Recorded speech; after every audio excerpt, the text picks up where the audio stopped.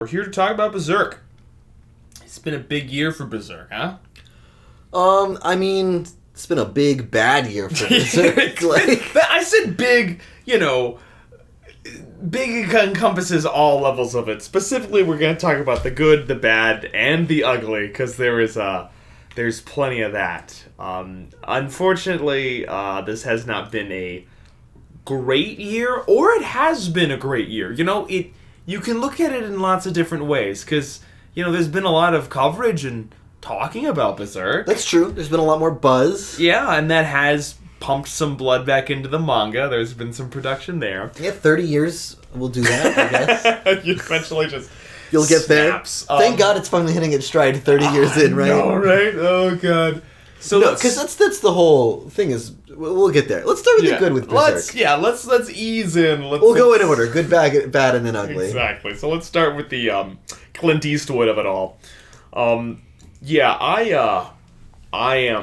just caught up with the manga recently, and I gotta say, it was nice to sit down, read a good 5 or 7 chapters. Yeah, it's only been 7 years. It was nice to really cut into some stuff and say what you want about the manga. No, the manga's great. Say what you want about the anime, the most recent one, and we got plenty to say about that. And personally, I got plenty to say as well. But what I can say is it's more Berserk content. I'm excited that there is a Berserk anime that's happening. It's different than the other one that has happened before. Right. Things are... Blood is being pumped through its body. And I remember seeing one particular review of Berserk that got me pretty heated. And it was about the concept that, just because... The idea was they were arguing against, it's happening, they were basically saying any content is good content, and they were arguing against They were trying to refute that point. Which we fall on the opposing side of. Yeah, come on. Because again, just getting any kind of buzz and work and effort and kind of thought on a story we like, I think, is a pretty positive thing. Yeah, artists are doing their job, trying to bring to life what has been decidedly an almost impossible monster to bring to life. Capturing the awe of reading the manga and the sort of attitude that it has, nothing has really, it hasn't happened yet. But they're trying to make it happen. And one of my favorite parts of the new Berserk anime was getting to see a lot of fun humor bits, Ishido and... we definitely didn't get that in a non-meta way in the 2001 anime or the movies. There was getting a nice little that juicy humor. It's fun. Puck, Puck just can't be a character in most of the other adaptations. Yeah, and seeing this version of Puck was fun. I loved his little cameo in the older movies where they're just Puck's gonna be it, and Puck's been in the series, and they're doing the dumb little chibi Puck, which I love. I love that. Which it's just one of those things you talk about the good, the manga is the good of Berserk. Mm-hmm. Let's be real, yeah. And the art is just so good, and that's one of the things talking about there being more content and getting people talk about it, even if they don't like it. It is just it kind of just points back to how good the manga is as a source material. Yeah. That adaptations just really struggle. Yeah, and they find success. I remember when the first season of the new anime, it was Berserk 2016, when that came out. Yeah, there were some episodes here and there I didn't like, but one of my favorite episodes where he fights the ninjas. Oh my God! Oh yeah! Are you kidding me? I have not watched an episode and then been can we watch that again? Before in years, because honestly, that for me was awesome. I love that scene. The ninja scene he fights the Kishin ninjas, and it's just so crazy. 4 ninjas jump him, and he's whatever, and just destroys them. But the pacing on it's good, and there's music on it, it's good. The way the shots are done. And later in 2017 Berserk, when they're defending the church, a lot of things come together on that episode. Right. That was one of my favorite episodes. So talking about that Kushin episode, I think there's another really important kind of new thing that a lot of people want to say the 2017 isn't bringing anything, but or the 2016. They're both kind of the same adaptation, series.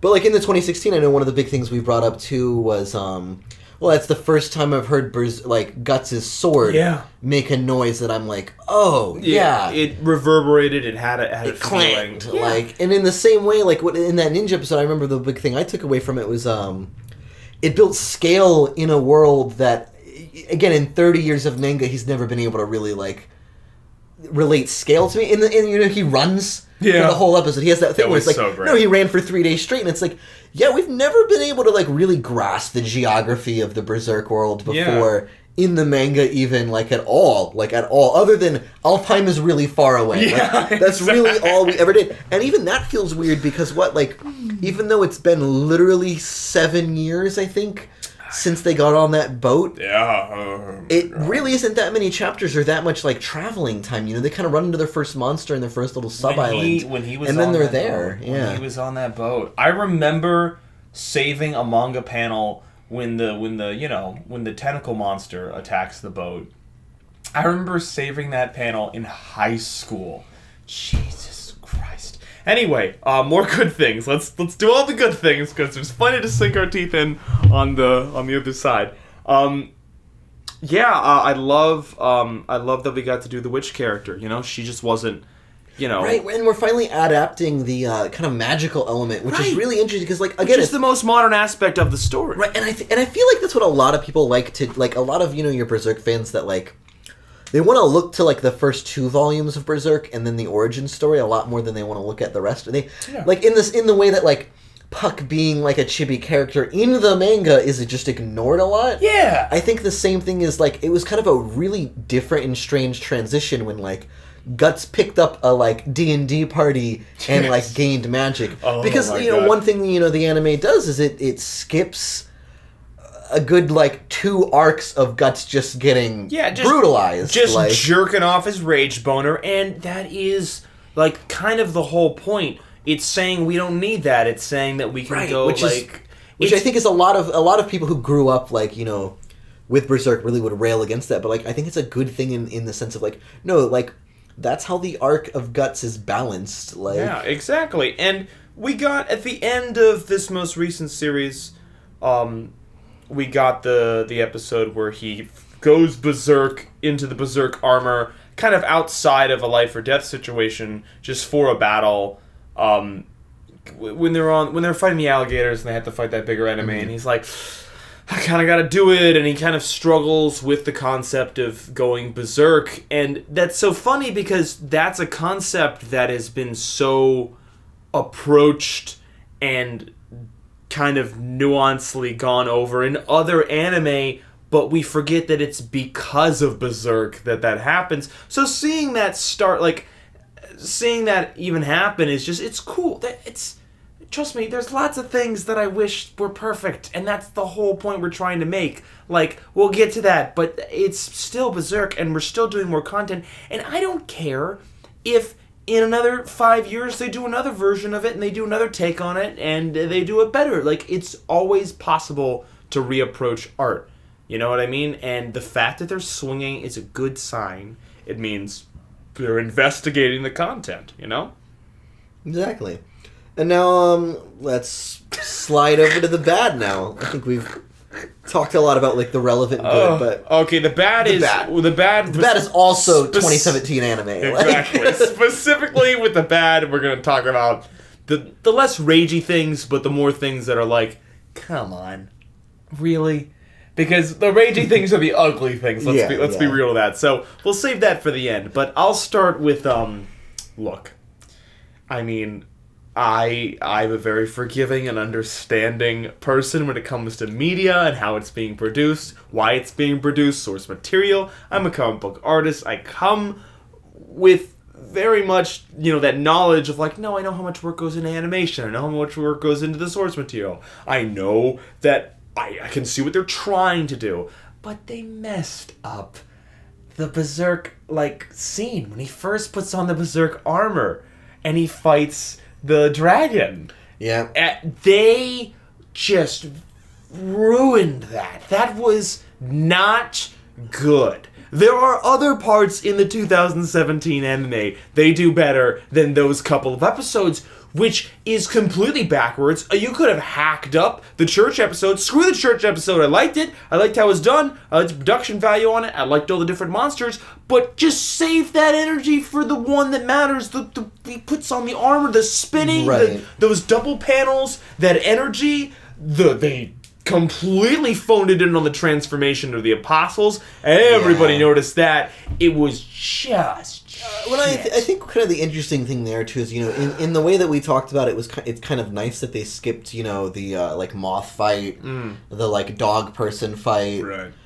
I think it also speaks to their inability to do those scenes too. Like, in the way that, like, we moved to the dragon fight was the first kind of big apostle fight. That Guts had. The angels were kind of something different. I would definitely say they're more of a kind of weird team battle and then world transformation like thing going on. Guts doesn't really show down one-on-one. He doesn't go berserk. Like in the manga and in the other anime series, like he has to go, kind of a proto version of Berserk to beat like the 3 apostles he fights. And this becomes the first kind of do or die moment we have with Guts. Is him fighting the dragon, and then it really falls flat, and it really like kind of goes like, well, thank God we skipped those other fights. Like, because they would have been done egregiously if this is the comparison. What really wasn't communicated was his speed and the ease of which, because the whole point of Guts' fighting style is that he's using a sword that doesn't make any sense. Guts is really strong, we understand that, but even when he's in human mode or whatever, and he's using that giant piece of metal, he's fighting in a way that's very much like he's moving with the weight of the sword. His body, his stance, his fighting style is aware of the weight of the sword as it is more than him. When he goes into Berserker mode, when he puts that cowl on, when he gets into that area, it's supposed to be communicated that the sword weighs nothing to him now. That it's just like, oh, I'm just a normal person. Like, this might as well be a knife. And he's spinning and doing flips with it. The energy that he's supposed to be, like, coming with wasn't there. It wasn't there. And right. And I think one of the strange things, too, kind of looking at, it's a very CGI-based anime. And Berserk is blacks with, but honestly mostly whites. Like the contrast. He kind of draws with whites a lot, and the reason you do CG is to make things cheaper and more inexpensive and simpler. And when you take like just a flat, like a black armor, and you don't spend the time putting your white lines where they need to be. I noticed a lot of it too is just like it looks like just a black kind of like form doing things, but at the same time, there's enough detail there to know that it's not like a style or like on purpose choice. And so like I think the Berserk armor, even into and of itself, really highlights the weakness of just like what this anime is working with and like will continue to work with. It's not something they're going to get better at. Yeah, the blood is also very disheartening. I mean, I'm sorry, but this is Berserk. Blood is a big part of it. Well, and that's like its visceral quality, the way that it's described, and how they handled animating it, and how they handled scenes where when someone is bleeding, when an opponent is bleeding, when Guts is bleeding, like that has the potential to be a very effective scene, right? Like blood has that effect. Like it can, but none of the scenes was blood ever handled appropriately. None of the scenes was it. They did a little spray thing here and there, but it just... Right, and it's interesting, comparing it to the 2001 anime, where they do a lot of, like, postcarding, where they'll do, like, a still shot that's better drawn and stylized in a certain way to kind of convey what is like, something complicated happening in the scene without them adding a lot of motion to it. Right. But then when they pop back in, they show huge sprays of really bright crimson red blood. Exactly, just to be like, he's dead. Look, there's too much blood out of the body, that's chaos. Well, and like that's just, kind of comparing and contrasting, like, we're in a CGI anime that doesn't make sense to do that. Yeah. And CGI blood looks terrible. Exactly, that's what I'm saying. Like, that kind of color shift doesn't work because instead we're getting like, oh, let's simplify the scene and have a lot of motion rather than kind of focus in on key moments. Yeah. But let's step outside of the 2017 anime a little bit. Yeah, let's talk about something that's bad. Yeah, I want to talk the manga. Exactly. Which there's plenty there too. First and foremost, obviously, like Forever and Always, I mean, it's just too long. We know this. Well, yeah, just draw some goddamn panels. Like, I mean, it was 2011 when they got on that boat. Yeah. It has been 7 years. Yeah. And they have just gotten off the boat. And when they got off the boat, did they go to the Elf King? No. They fought a scarecrow for 2 chapters. I almost flipped my computer over. I'm like, oh, for the love of... And that's, like, communicated through Guts a little bit. Like, you can see him, like, a little agitated, and that's good for his character. But just from the reader's standpoint, it's like he's introducing these new witch characters, and, like, this hierarchy, and we're like, oh, for the love of Jesus, like, we don't care. It's just that problem of, losing a little bit of confidence in Kentaro, Oh, yeah. He's built up so much, we're really ready and worried that he's not going to deliver on things, I'll 100%, I'm starting to doubt the man, And I mean, never his art. Let's be real. I can't ever look at his art and be like, wow, holy shit, you drew the fuck out of that panel. Like, I can't, there's no moment where that doesn't happen, but that's, dude, he's been doing this for 350 chapters like this. We know he can draw. We know you can draw. Give us a little less in the drawing, give us a little more in the story. Give us a give and take. Is draw what more. Saying. Draw more. That's what we're saying. Just draw more. Draw more. It doesn't. We don't need to see that tree. Let us suck the life out of you faster. Like, I mean, it's a greedy reader thing. 100%. Like it's. I mean, maybe I know that adapting his style is the farthest thing from what he wants to do, and he's clearly not going to. But you're reaching a breaking point here because we talked about this before. The content that he's delivering is old. Right, yeah. So, like, this is the kind of... In the same way that, like... and I think it goes into why some of these artists today we run into, like, don't want to produce their, like, content that everybody has fallen in love with. Because you'll see that, a similar thing mirrored with, like, George R.R. Martin in, like, Game of Thrones. But, like, to Kentaro's point, like, he started this manga in the mid-'80s, right. Like, where this story ends is, for all intents and purposes, a story from the 1980s. Right. So, like, when we get to, like, like, in the most recent chapters, where, like, in Casca's dreamscape, solving her problems, like, it's, like, reading it, it's just, like, Berserk just is a story from the 1980s, and it's not, and it's 2017 now. Yeah. And it starts to show its age. Let's be real, it's a good story from the 80s, but it's still absolutely. the 80s. We're still dealing with these pretty... Just like, okay, we can jump into the ugly now, because, I mean, look, one of the biggest problems with Berserk, not problems, but cruxes of the story, I guess is a better way to put it, is the eclipse. Now, we get it. We understand the whole point of the eclipse is that Casca gets raped. I mean, that's what happens, and that's part of why she's shattered. That's part of why Griffith's and Guts' relationship is so twisted. That's part of the whole story. We understand that it's a fundamental thing. Like, you can't get around that. We made the movies, you show the scenes, you did it, and check, like, I remember, but it's one of the biggest boundaries. It's like showing somebody any movie with a rape scene in it. It's media with really extreme, consequences and things in it. So once you do that, it's like, okay, we're gonna have a real conversation about this because you put it in. I mean, you can go around it as a writer in lots of different ways. You can have metaphors, this and that, blah, blah, blah. But to just straight up do it, it's like, okay, all right, but now we have to have a conversation about it. In his most recent chapters, his way of talking about Casca's trauma it's not like it's the worst way to depict it, but basically they're fighting giant psychic penis totems, and it's just like, it's pretty weak. I don't know how else to describe it. It's just like, really, dude, like...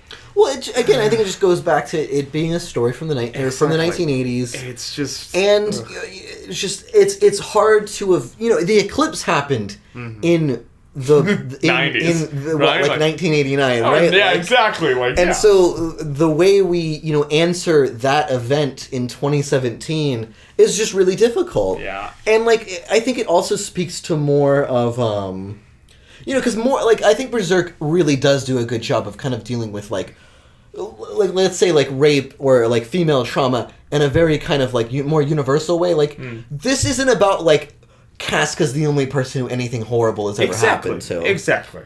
It's about these are the just kind of like bygone horrors that everybody like suffers through. Right. But we're dealing with Casca's because that's what we've she's been pointed to care about. Right. Like we're supposed to really be like, no, everybody's kind of suffering through things like this. Exactly. And so for them to kind of have like, it's an almost comedic response to a really important part of the story because he decided to make it really important. Right. And that's the only thing. Now, let's be honest, when the next chapter comes out, maybe he'll elevate it to just a little bit more of a conversation.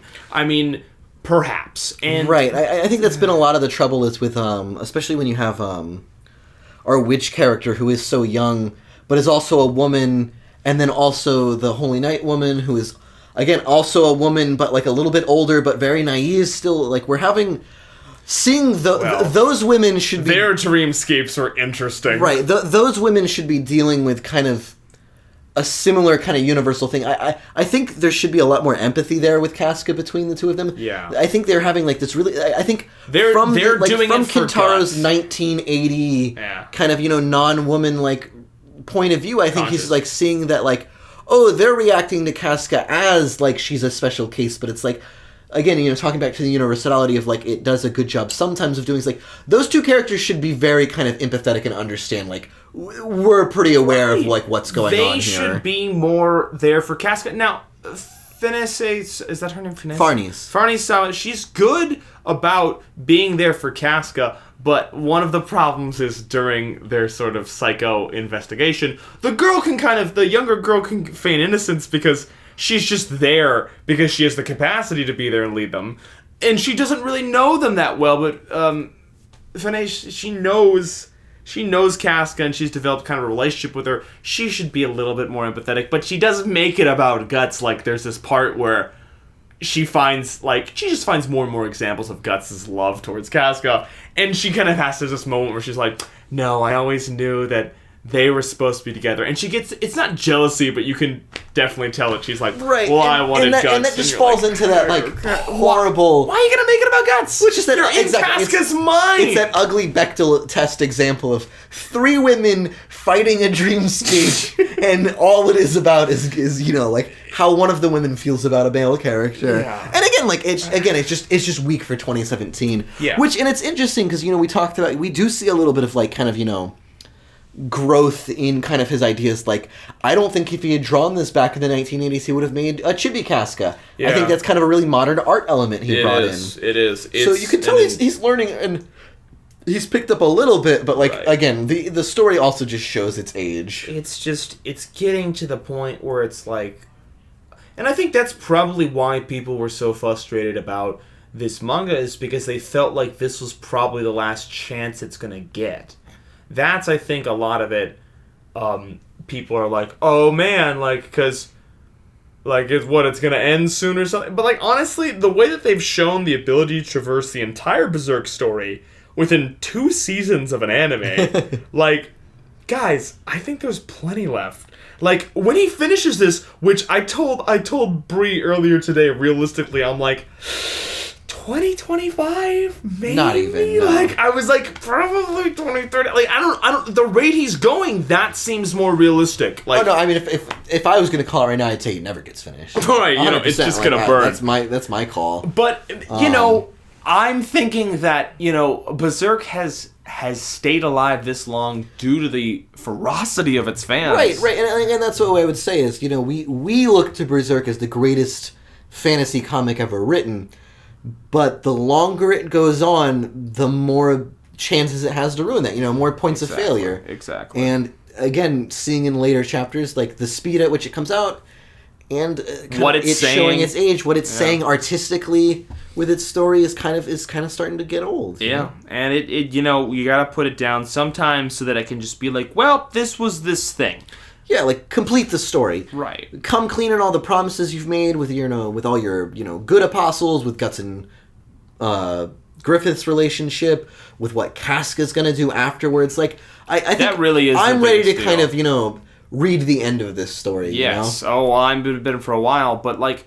Really, it's going to be about Casca. Like, I'm not going to pretend if Casca comes back anything other than just a raging badass, I'm not going to want to read any more of it. Like, I have a sort of just, like, limit to what I'll put up with a manga just because, like, I can't read everything. I mean, and they come out for so long that, like, it is by every right, like, your option to be like, I'm not going to read any more of this. Yeah, like, I quit. Like...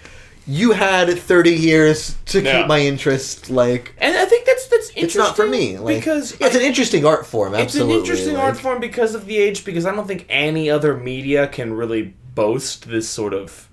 30 years of, attention, That's absolutely. impossibly, impressive from a certain standpoint, but you gotta be doing something. Like, I remember rereading some of these chapters, catching up on some of these chapters, and he's spending time... being coy about, what is it, one of the demon war generals. I'm like, dude, kill him or move on. I don't, what? I don't need 3 chapters of Rickon fighting this, it's just another shadow promise thing. We're getting made, and it's like, you've made enough promises. Yeah, just come on. Cut off its head or move on. I don't understand. Why are you still writing and drawing in a coy style? And I hate it because it just reminds me of Bleach. And I hate, equating the two. But it's the same thing. We're getting more captains and no Bankai. Exactly. And it's just you introduce a new character. If I don't see his Bankai, the story's not over. Mm-hmm. And so how long are you going to make me wait? Yeah, it's very strange because what needs to happen is they need to start tying some knots. So Casca needs to come back and be at least at Guts' level of power so that we kind of have that element to the story. Guts needs to be completely in control of his berserker mode, from whatever magic these elves can pump into him. And every other character in his group needs to become apostle fighting level so that they can go to Griffith and get the job done. They've already started talking about how Griffith is changing reality with his existence. Yeah. So they need to just swing. For every single apostle I see, I know at some point Guts has to murder them. Yeah, and I'm ready for that. Let's get to those I'm ready to get on the downhill kind of stretch of this journey. Yeah. Oh yeah, I want to see some damage being dealt. Because we've been dealt some damage. Okay, guys, I think that's all we got to say. I think that's going to be a KO, guys, so definitely subscribe, like this, check it out, and definitely stay tuned for our next podcast. Let us know what you guys think of Berserk.